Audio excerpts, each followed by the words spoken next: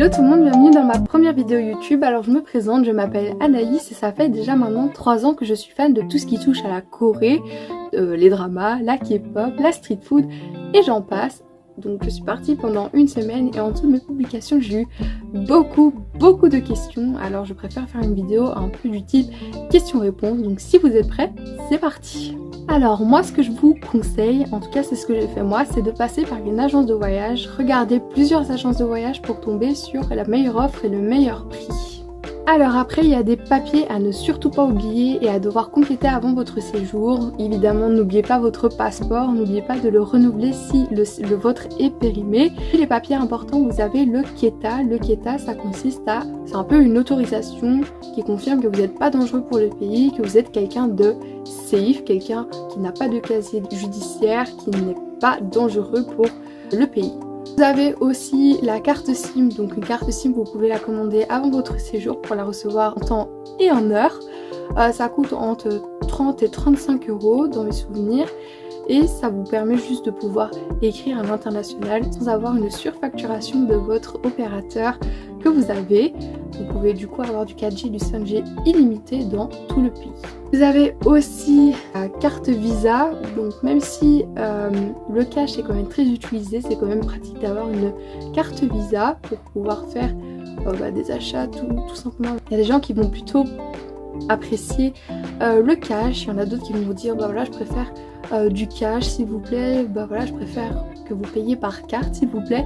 Donc c'est toujours préférable d'avoir les deux, donc n'oubliez pas de changer votre devise avant. En tout cas nous on a changé la devise euro à won et ça nous a pris une semaine pour avoir les won, et pour une carte Visa c'est normalement automatique.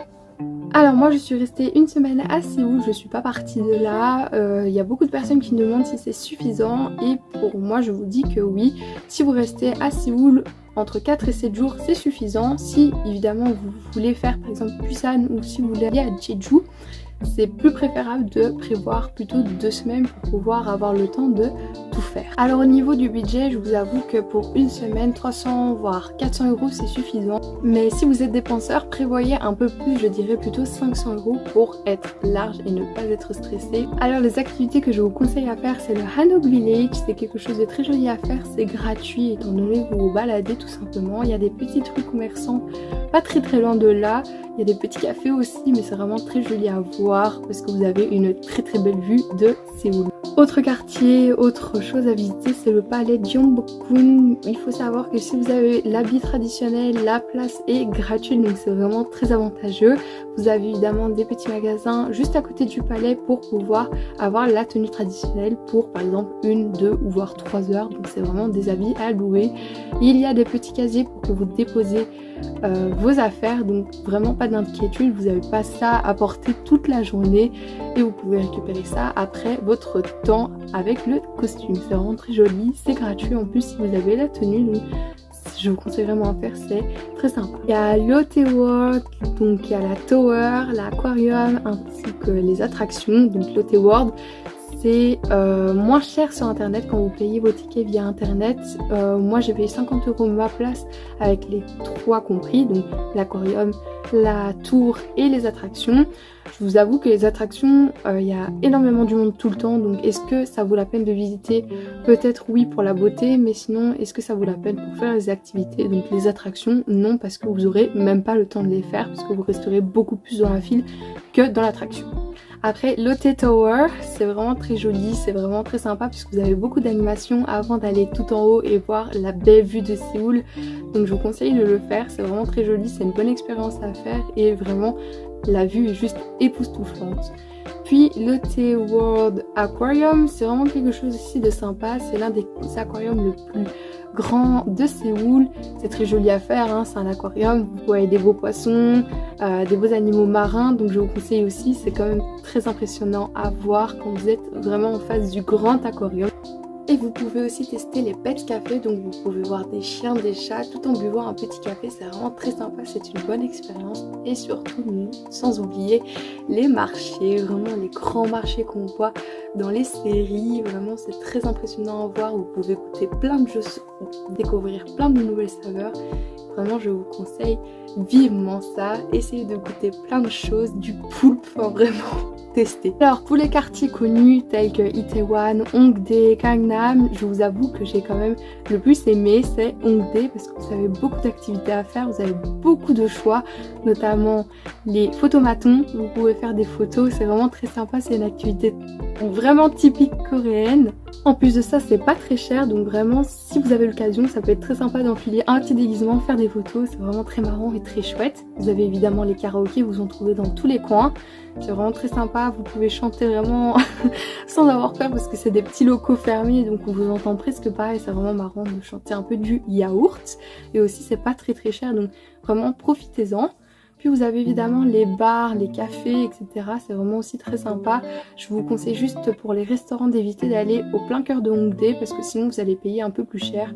Pareil pour Itaewon et Gangnam parce que Gangnam c'est quand même une rue très connue qui est luxueuse et qui est quand même connue pour la chirurgie. Donc là-bas c'est vraiment très cher. Ils abusent un peu au niveau des prix. Donc si vous avez la possibilité d'aller dans les rues à côté, bah, vous allez trouver des très bons restaurants pour petit prix tout simplement. Bon après ça payera pas de mine, c'est pas très joli mais vous mangez parfaitement bien. À Gangnam évidemment il y a le shopping, c'est connu pour le shopping, vous avez vraiment le métro et dans le métro vous avez une rue comme ça avec que du shopping, donc si vraiment vous aimez le shopping vous pouvez aller là-bas, vous allez vraiment pas manquer de commerce. Et puis vous avez aussi Itaewon, donc pour ceux qui aiment faire la fête c'est vraiment l'endroit connu, vous avez des bars et des discothèques un peu partout, c'est vraiment une rue avec que ça. Alors juste attention parce que c'est aussi beaucoup un attrape touriste, donc vous avez beaucoup d'Européens, c'est un peu perdu son charme parce que vous avez plus beaucoup de Coréens, mais ça reste quand même très sympa à voir, vous avez beaucoup de lumière, beaucoup d'ambiance, donc si vous avez l'occasion, allez-y. Alors je vous avoue, moi en tout cas le quartier que j'ai préféré visiter c'est évidemment celui tout près de mon hôtel, ainsi que Hongdae, c'est vraiment très sympa, ça a beaucoup d'ambiance, enfin je sais pas, j'aime beaucoup l'ambiance qu'il y a autour de cette ville, donc si je dois choisir par rapport à tous les quartiers que j'ai fait, ça reste Hongdae mon favori. Pour les restaurants, je vous ai dit, évitez les attrapes touristes, évitez d'être en plein cœur de la ville parce qu'évidemment ça va être quelque chose de très cher étant donné que c'est touristique. Allez plutôt dans les petites rues à côté. Évidemment les restaurants ne payeront pas de mine mais c'est là que vous mangez le mieux.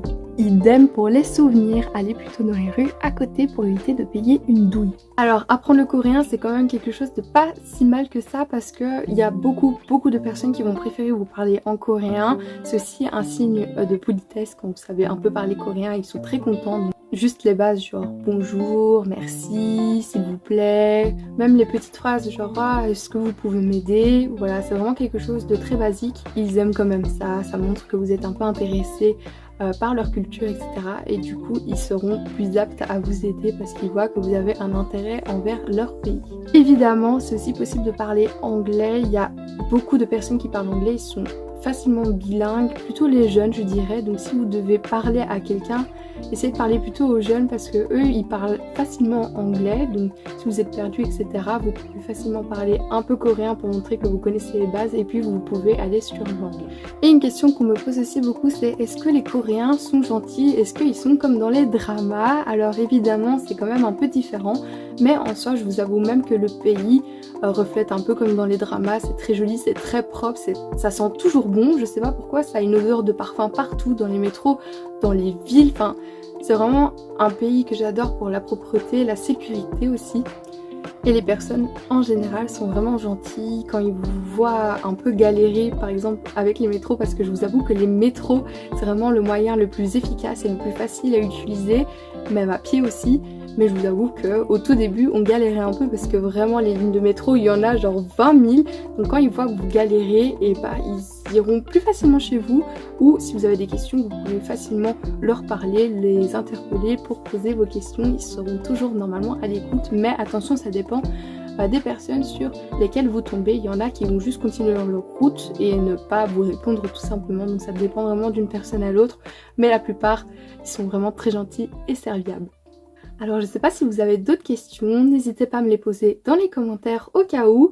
J'espère que cette première petite vidéo vous aura plu, j'essaierai de continuer si vous avez aimé ce genre de vidéo, je ferai peut-être une partie 2. Sur ce, moi je vous dis à bientôt pour peut-être une nouvelle vidéo. Annyeonghaseyo!